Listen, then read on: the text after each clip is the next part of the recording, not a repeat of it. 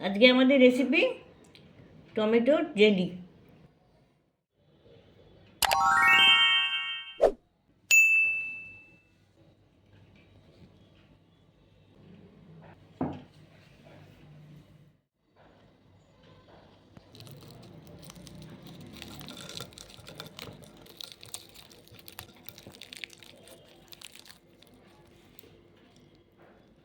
শীতের শেষে বাজারে এখন প্রচুর টমেটো, দামও অনেক সস্তা। এই সময় টমেটো দিয়ে কিছুটা জেলি তৈরি করে রেখে দিলে অনেক দিন ব্যবহার করতে পারা যাবে। তাই আমরা টমেটো দিয়ে জেলি তৈরির সহজ উপায় দেখাবো। এখানে 1 কিলো টমেটো আছে, এগুলোকে আমি জল দিয়ে একটু সেদ্ধ করে নেব। এবার আমি ওভেনে সেদ্ধ করতে বসাচ্ছি। টমেটোগুলো ফুটতে শুরু করেছে, এগুলোকে আমরা উপর নিচ করে 5 মিনিট আরও সেদ্ধ করে নেব। 5 মিনিট হয়ে গেছে, এবার আমি ওভেনটা বন্ধ করে দিচ্ছি। এবার আমি এগুলোকে ঠান্ডা হতে দেবো। টমেটোগুলো ঠান্ডা হয়ে গেছে, এবার আমি এই টমেটোগুলো তুলে নিচ্ছি। এই গায়ে যে স্কিনটা আছে এটাকে ছাড়িয়ে দেব, এইভাবে টেনে এটাকে ছাড়িয়ে নেব।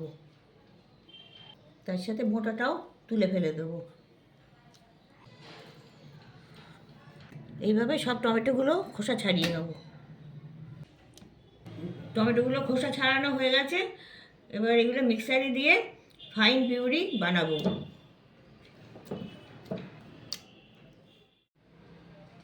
পিউরি করা টমেটোটা একটা ডেকচিতে ঢেলে নিচ্ছি। আপনারা যে কোনো এরকম বড় সাইজের একটা ডেকচি হোক, কড়া হোক, তাতে হোক ঢেলে নেবেন। ওভেনটা জ্বালিয়ে নিলাম, ডেকচিটা বসিয়ে দিয়েছি। এটাকে একটু ফুটতে দেবো। এটা নাড়তে থাকতে হবে যাতে এটা তলাটা না ধরে যায়। এটা ফুটতে শুরু করেছে, আমি 250 গ্রাম চিনি এতে দিয়ে দিচ্ছি।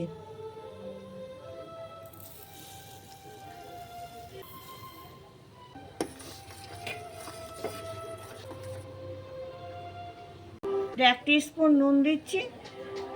নুনটা একটু চেক করে পরে আবার দেখে নেবেন। নুনটা প্রথমে খুব বেশি না দেওয়াই ভালো, কারণ এটা মিষ্টি হবে। নুনটা বেশি হয়ে গেলে খারাপ লাগবে। ওভেনের আঁচটা আমি কমিয়ে দিচ্ছি। ফুটে গেছে এটা।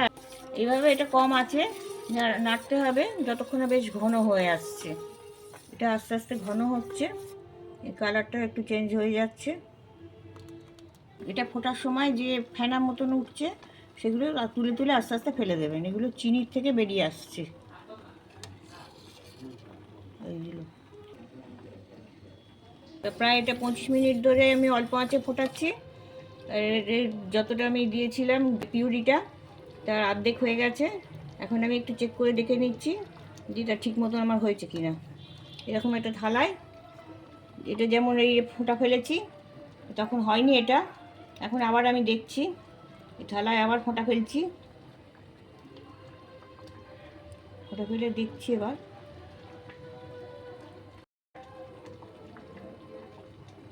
এটা হয়ে এসছে, মাঝখানে দাঁড়িয়ে গেছে।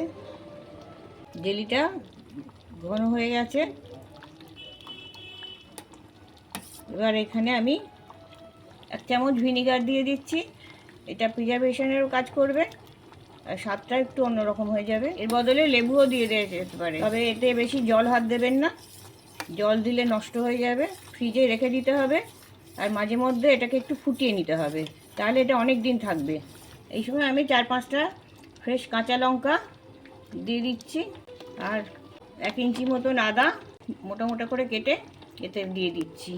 এগুলো ফোটাবো না, এইগুলো এমনি দেয়া থাকবে, এর ভেতরেই এগুলো ফেলা থাকবে। এইটাই এটার স্বাদটা বাড়বে, তার ফ্লেভারটাও এর মধ্যে ঢুকে যাবে। এটা আমার হয়ে গেছে, ওভেনটা আমি বন্ধ করে দিচ্ছি। এটা ঠান্ডা হওয়া অবধি অপেক্ষা করতে হবে। ঠান্ডা হলে তবেই এটা পরিবেশন করা যাবে। এটা ভাত, রুটি, পাউরুটি, লুচি, পরোটা সব কিছু দিয়েই খেতে খুবই ভালো লাগবে।